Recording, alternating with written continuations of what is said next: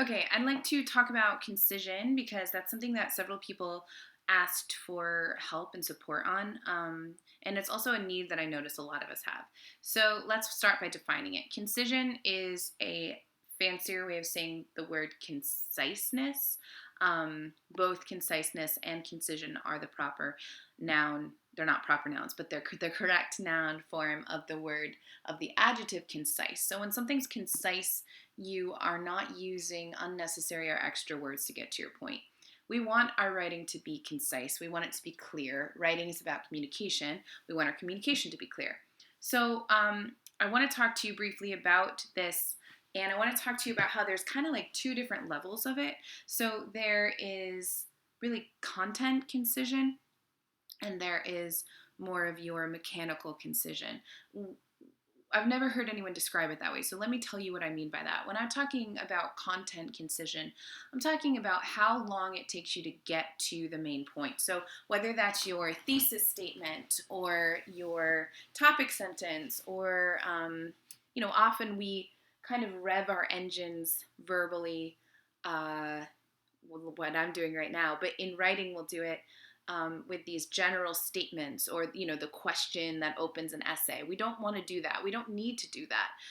Get to your background information, get to your point. If you have a hook, make sure the hook or attention getter is really directly related to your thesis and ties everything together. If you're struggling with that, drop the hook. You don't need to spend extra time trying to get to your point. So that's one thing about concision. So like, if you have all this extra analysis that's really not necessary, and it's cluttering up your entire essay, that would be a lack of concision on a content level. On a mechanical level, on like a sentence level, we have concision of words, and we also have like a syntactical syntax level concision. So what I mean by that is word level concision. Instead of saying very sad, you could say devastated. Instead of saying very happy, you could say elated, right?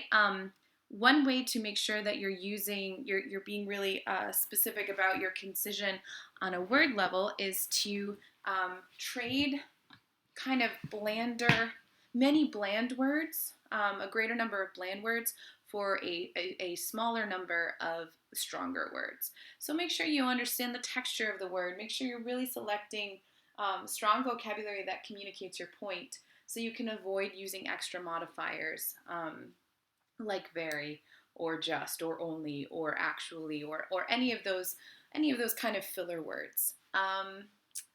So yeah, so using strong vocabulary, and more than strong vocabulary, we really want precise vocabulary. So we want to make sure that we are saying what we mean with the best possible words. On a and that also means that we drop words we don't need. Like, you really don't need actually. That's usually a filler word. The word however is not a filler word because it signals a change in thinking, right? So look for kind of transitional and connecting words, and drop the ones that don't bring any meaning to the sentence, but keep the ones like however or therefore, because those can be very useful. Another one, we talked about very already, but if you say very elated, that's unnecessary because the word elated already holds that higher degree, the emphasis on the greater amount of happiness, right? So you don't need to pair very with elated. It's redundant, right? So getting rid of redundancies is a big part of concision, and you do that by really knowing what words you're using and knowing what you want to say and what you mean by what you say. On a syntactical level, so when we talk about syntax, we're really talking about the order and the phrasing of our sentences. So syntax refers to the way that you put phrases and words together in a sentence. So syntactical concision would involve, let me just get to my notes that I wrote myself here.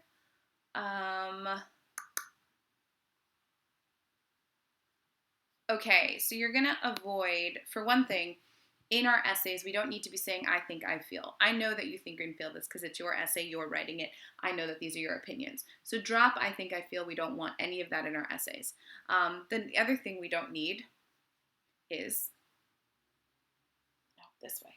The other thing we don't need is passive construction. So what do I mean by that? Passive construction is where the object of a sentence becomes the subject of the sentence. So an example is the text was understood by the reader as they annotated. That's a passive construction. Do you see how many extra words and how awkward, there's extra words in the sentence and it also sounds awkward? A correction could be the reader understood the text when they annotated. Simple, to the point. The person in the sentence who's doing the action is the subject, right? So the thing that is the action's being done to, we call that the object. You never want that to be the subject of your sentence. Like, you don't want to move it into the front of the sentence. It should remain as the receiver of the action. So whoever is committing the action needs to be the subject of the sentence. Otherwise, you get into passive construction. When you get into passive construction, you have a lot of extra words that you don't need because it's very wordy and not super efficient. It is not grammatically an error, passive writing, passive construction. So that's a mistake people make is thinking it's an error. It's not wrong grammatically. It's often less efficient. It's often less clear. It's often less strong as a writing technique, but it's not an error. So we choose not to use it because it compromises our clarity, not because it's wrong per se. Okay, so please know that. I think that's all I want to say about concision. I'm gonna put up some other things. There is a really good resource. I have already linked to the Blackboard that I don't know if I can get to it right now.